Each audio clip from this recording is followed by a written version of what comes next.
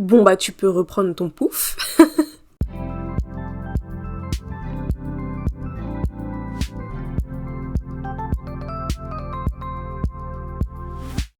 Ok, petit disclaimer, je vais faire en sorte que ce soit plus rapide que la première fois. C'est parti!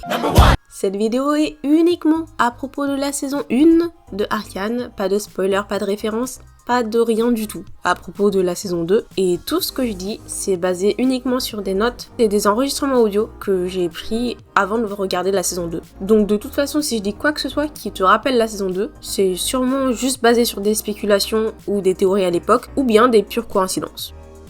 J'aime Arcane, donc bien entendu que mon opinion sera biaisée de par le fait que j'ai des chouchous et le fait que bien entendu j'ai vu énormément de contenu. Mais je vais faire de mon mieux pour premièrement être le plus objectif possible et deuxièmement faire référence du coup et créditer tous les créateurs de contenu que je cite dans ma vidéo. C'était déjà bien plus court que la première fois, je suis très fière de moi. Bah du coup aujourd'hui on va parler des bros, Clagor et Mylo. Je pensais parler des deux en même temps parce que c'est plus évident pour moi de par le fait que leur présence commence et s'arrête au même moment. Du coup je pensais pas pouvoir dire grand chose de façon individuelle sur chacun d'entre eux. Donc c'est tout bénef. Et nous commençons par Clagor. Alors en fait Clagor c'est un peu le grand frère de la troupe. Techniquement il est pas plus grand que Vi, donc c'est un peu l'enfant du milieu, mais c'est vraiment celui sur lequel on se repose le plus. D'où le fait qu'après l'explosion du labo de Jace à Piltover, Vander lui dise de l'accompagner pour aller à la boutique de Benzo. Premièrement parce qu'il est le plus robuste, chose qu'il a déjà démontré à plusieurs reprises et je sais pas si j'ai vraiment besoin de dire que le bro a pété un mur quand même.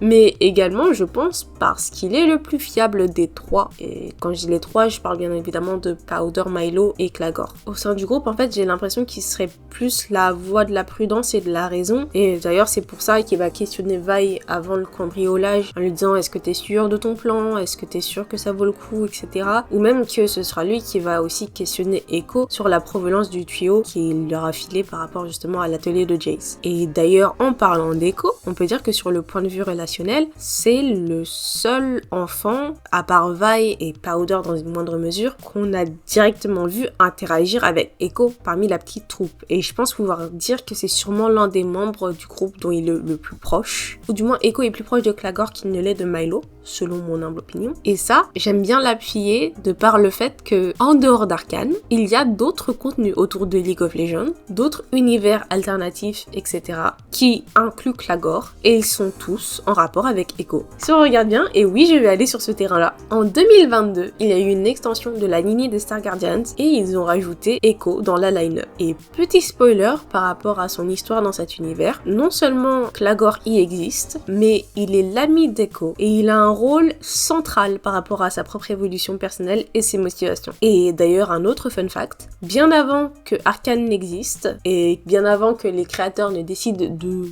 juste faire table rase de tout le lore des persos, et décider que Arcane était le lore officiel, je suis un peu salée. On en parlera plus tard. Et bien avant tout ça, dans le lore original de Echo, qui suit d'ailleurs une trajectoire très similaire à celle de son lore dans Star Guardian, il a également un ami tout aussi important, qui s'appelait du coup à l'origine Ajuna, et qui étrangement partage des traits vachement similaires à un certain Clagor. De là à penser que Clagor ait été créé pour faire une référence à ce personnage-là, que sais-je. Enfin bon, peut-être qu'il serait temps de passer à Mylo.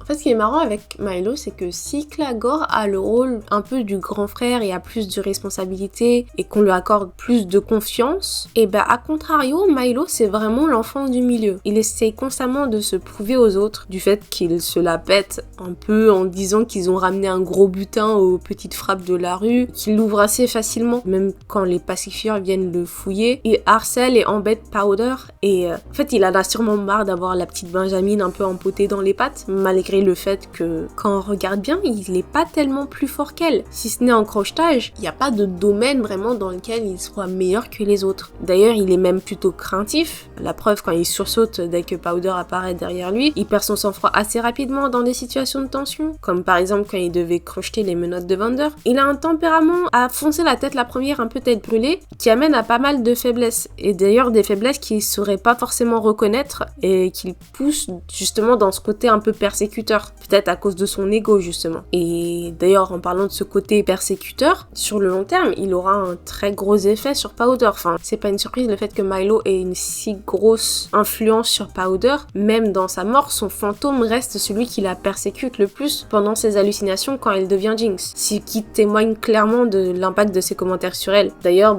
c'est bien lui qui a commencé à l'appeler Jinx. Un autre point vachement similaire entre Powder et Milo, c'est aussi leur profonde admiration pour Vi. Ces deux-là, franchement, en fait, ils veulent vraiment chercher son approbation et la respectent énormément. Et c'est également le cas par rapport à Vander, où on voit clairement que Milo essaye de chercher aussi l'approbation et de faire la fierté de Vander. D'ailleurs, j'ai un petit fun fact par rapport à Milo. Lors du premier visionnage de Arcane avec ma mère, au Grand Rex, lorsqu'elle a vu Milo la première fois, elle a fait est-ce que c'est lui, Vi? Et du coup, moi, j'ai répondu que non et j'ai dit que c'était Milo, quoi. Et après, elle m'a répondu je l'aime bien. Comment te dire que je suis restée cramponnée à mon siège jusqu'à ce fameux épisode 3? Ouais, c'était très fun. Enfin bref, ça conclut un peu mon analyse sur les frères. J'avoue que cette vidéo est beaucoup plus courte que les autres, mais c'est pas plus mal parce que la suivante, voilà, elle sera beaucoup plus longue. De toute façon, je sais que je les mentionnerai encore, que ce soit Milo ou Clagor, les deux, je les mentionnerai encore dans d'autres vidéos, comme par exemple celle sur Jinx ou celle sur Vander. Du coup, ça viendra aussi compléter mon analyse des deux par rapport au rôle qu'ils ont eu et l'impact qu'ils ont laissé sur ces personnages-là. Donc voilà, je vais m'arrêter là pour aujourd'hui. J'espère que t'as bien aimé ma petite session papotage, que si ça te plaît, tu reviendras. N'oublie pas que si tu t'abonnes à la chaîne, tu as un petit bonus de points charisme, et ça, c'est prouvé. Si, je t'assure. Si tu veux voir un petit peu plus de mon contenu, je t'invite à cliquer sur ma chaîne ou à me rejoindre sur mes autres réseaux sociaux. Et si tu veux me soutenir, tu peux checker le lien de mon Ko-fi dans la description où tu peux directement me donner un petit tips et ça fait super plaisir, mais bien entendu en fonction de tes moyens, je te force absolument à rien. Et déjà juste le fait de regarder ma vidéo, c'est un énorme soutien, donc merci beaucoup. Et si tu veux aussi en savoir un petit peu plus sur mes projets actuels ou sur ce que je prévois de faire à l'avenir sur ma chaîne, c'est aussi sur mon Ko-fi. J'essaie de faire des updates un peu plus régulières sur quoi je travaille en ce moment, etc. Donc n'hésite pas à passer me faire un petit coucou sur mes autres liens ou même à me dire ce que t'as pensé de la vidéo dans les commentaires. Je te laisse et je te fais des gros bisous sur ton front.